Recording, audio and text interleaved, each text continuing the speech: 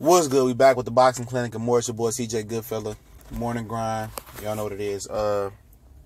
Speaking on this breaking news that's coming out the UK right now, and it's saying that Anthony Joshua signed a contract extension with Matchroom, or ready to sign a contract extension. That's why I'm gonna dub this a rumor.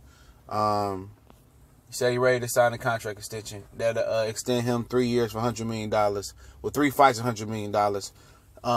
According to the Sun article, which the Sun, according to some of the UK compadres or homies, the Sun is not the most credible article, and I can see kind of why. You can think that because you got to read it.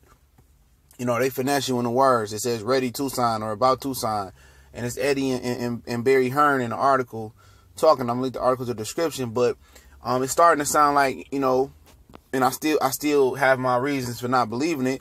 But it's starting to sound like Anthony Joshua, if this is true, it's going to take the Wilder fight. And I understand that, and I articulate that later why.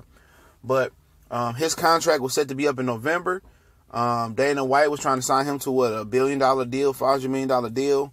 He's reportedly took the stance that he's going to stay loyal to Eddie Hearn, even though he was complaining that he needed a payday, a pay raise with the Matchroom. So they might have accommodated him.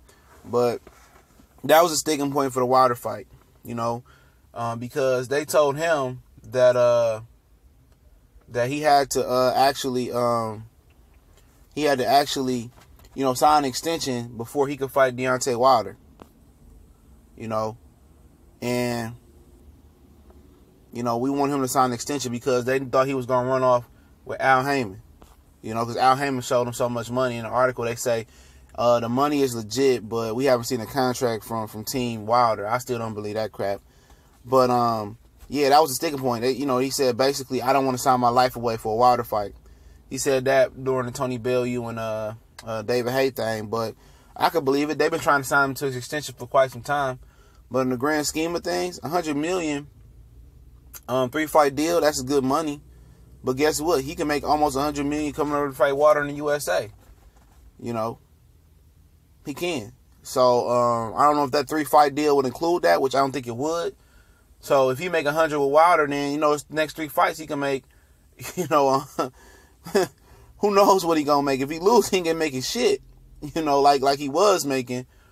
But if he lose, at least he had a guarantee of making $100 million, So, it gives him security. It gives Matchroom some security that he won't run off and just be advised by Al Heyman. I think that's what they really wanted. I think that's why they didn't want to let Joshua go over there and fight just Deontay Wilder, and his contract was going to be up after that fight. And then it was going to be like, you don't want to sign Matchroom, you're going to just work with Al Heyman. That's what they truly feared. They truly feared that this dude was going to go just work with Al Heyman, which still can happen, but at the end of the day, they can do a rematch with, it sounds like it's going to be a rematch with Joshua Wilder anyway. So then he'll have a 2-fight deal, and at the end of the day, Matchroom wanted security because they put a lot of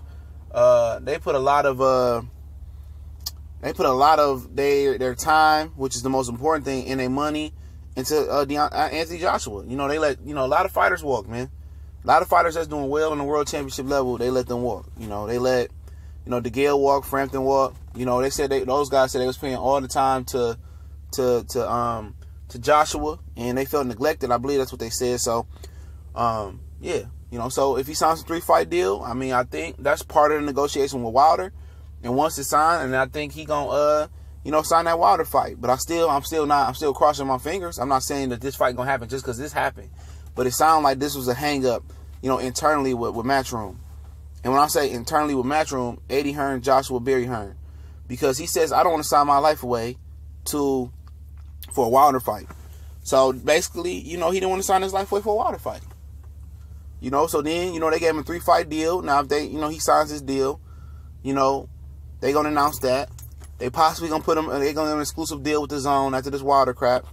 And then it is what it is. They're gonna fight later this year. And, the Matchroom had to handle their business, and Joshua seems to stand firm on he wants to fight Wilder. At least that's what he's telling us. But Eddie and Barry Hearn is telling us something else. So I think, this was the final piece of the puzzle, or it could be potentially a final piece of the puzzle for them to snap in there and be like, okay, here. We've we held our end of the bargain up. You know, you sign a deal. We got the security that you're not gonna run off with Al Heyman. You know, we got the security that that you're not gonna just try to be an entity by yourself, win, lose, or draw with Wilder. That he showed you so much money that we couldn't show you up front. Now we know that you know, promotionally, contractually, you got to come back to us and work with us for at least 3 more fights. You know, so it is what it is. You know, he didn't sign his life away. He signed a 3-fight deal because him and Wilder's supposed to fight like November-ish.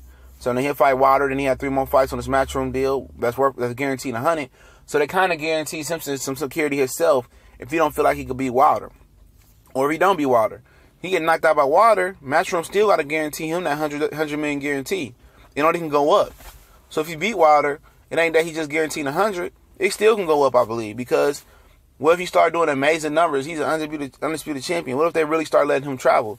Japan, Africa. I mean, everybody that wants to see him over here in America. He's going to smash through that $100 million deal. You know, they got to pay him way more than $100 million he beat Wilder. Because venues are going to start throwing him big money. So if they suppress him to $100 million, when that contract up, he out of there. So they got to do right by him because they can't play with him. He was already complaining about money. Oh, I think I deserve a pay raise. He only made 20 something million with Klitschko. He made 18 with Joseph Parker. So you telling me that this kid from Alabama is giving him his biggest payday? $50 million plus 50% on the back end? If you don't take that money, that's bullshit, man. And you UK fans are saying, oh, we the A side in the UK. Nobody care about the UK, bro, fighting over there. Us Americans don't care about it. The money is in America. It's in Vegas. So y'all got to remember that. So anytime somebody running from $100 million or $50 million plus some money on the back end, you scared. So hopefully this fight get made if this happens and this is true. Let me know what y'all think. We gone.